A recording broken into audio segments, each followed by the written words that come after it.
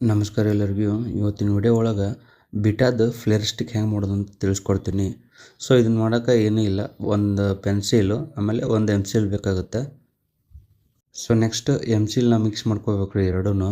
So next ಈಗ ನಾವು ಎಮ್-ಸಿಲ್ ಎಲ್ಲ ಮಿಕ್ಸ್ ಮಾಡಿದ್ದಾದ್ಮೇಲೆ ನಾವು ಯೂಸ್ ಮಾಡುವಂಥ ಪೆನ್ಸಿಲ್ನ ತೊಗೊಂಡು ಫ್ರಂಟ್ ಸೈಡಿಂದ ಅಂಟ್ಸೋಕೆ ಸ್ಟಾರ್ಟ್ ಮಾಡೋಣ.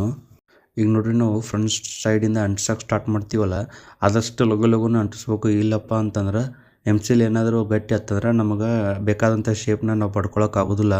ಸೊ ಎಷ್ಟಾಗುತ್ತೋ ಅಷ್ಟು ಫಾಸ್ಟಾಗಿ ನಾವು ಅಂಟಿಸ್ಬೇಕು, ಡಿಲೇ ಮಾಡಬಾರ್ದು. ನೋಡಿರಿ, ಈಗ ನಾವು ಅಂಟಿಸ್ಕೊಂಡು ಶೇಪ್ ಈ ಥರ ಬರ್ತೈತಿ. ಆಮೇಲೆ ಇದನ್ನು ನಾವು ಫಾಸ್ಟಾಗಿ ಶೇಪಿಂಗ್ ಮಾಡಬೇಕು. ಇಲ್ಲಾಂದ್ರೆ ಎಮ್-ಸಿಲ್ ಗಟ್ಟಿ ಆತಂದ್ರೆ ಏನಾಗುತ್ತೆ, ಶೇಪ್ ಹೋಗಿಬಿಡ್ತೈತಿ. ನೋಡಿರಿ, ವಿಡಿಯೋದಾಗ ಕ್ಲಿಯರ್ ಕಾಣ್ತೈತಿ. ನೆಕ್ಸ್ಟ್ ಆಮೇಲೆ ಏನೈತಲ್ಲ, ಒಂದು ಟ್ವಿಜರ್ ಅಥವಾ ಪ್ಲಾಯರ್ ತೊಗೊಂಡು ಅದ್ರದ್ದು ಬಾಯಿನ ಶೇಪಿಂಗ್ ಮಾಡ್ಬೇಕು ನಾವು.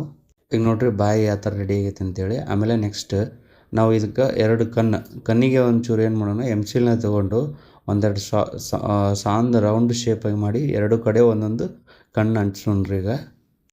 ಸೊ ನೋಡಿರಿ, ಇದು ನಮ್ಮದು ಫೈನಲ್ ಲುಕ್ ಆಗಿರ್ತೈತಿ ಫ್ಲೇರ್ ಸ್ಟಿಕ್ದು. ಸೊ ನೆಕ್ಸ್ಟ್ ಇದಕ್ಕೆ ನಾನು ವೈಟ್ ಪೇಂಟ್ ಹಚ್ತೀನಿ. ವೈಟ್ ಪೇಂಟ್ ಹಚ್ಚಿ 24 hours ಒಣಗಾಕಿ ಬಿಡ್ತೀನಿ. ಸೊ ನಾವು ಇಲ್ಲಿ ವೈಟ್ ಪೇಂಟ್ ಯಾಕೆ ಯೂಸ್ ಮಾಡೀನಿ ಅಂದ್ರೆ, ನಾವು ಡಿಫ್ರೆಂಟ್ ಕಲರ್ಸ್ ಯೂಸ್ ಮಾಡ್ಬೋದು. ಈ ಬ್ಲ್ಯಾಕ್ ಒಳಗೆ ನಮ್ಗೆ ಕಲರ್ಸ್ ಎಲ್ಲ ಎದ್ದು ಕಾಣೋದಿಲ್ಲ. ಸೊ ಅದಕ್ಕಾಗಿ ನಾನು ವೈಟ್ ಪೇಂಟ್ ಯೂಸ್ ಮಾಡ್ತೀನಿ. ಸೊ ನೆಕ್ಸ್ಟ್ ಕಲರಿಂಗ್ ಹೆಂಗೆ ಮಾಡೋದು ಅಂತ ನೆಕ್ಸ್ಟ್ ಪಾರ್ಟ್ ಒಳಗೆ ತಿಳ್ಕೊಳ್ಳೋಣ. ಅಲ್ಲಿವರೆಗೂ ಎಲ್ಲರಿಗೂ ಬಾಯ್ ಬಾಯ್.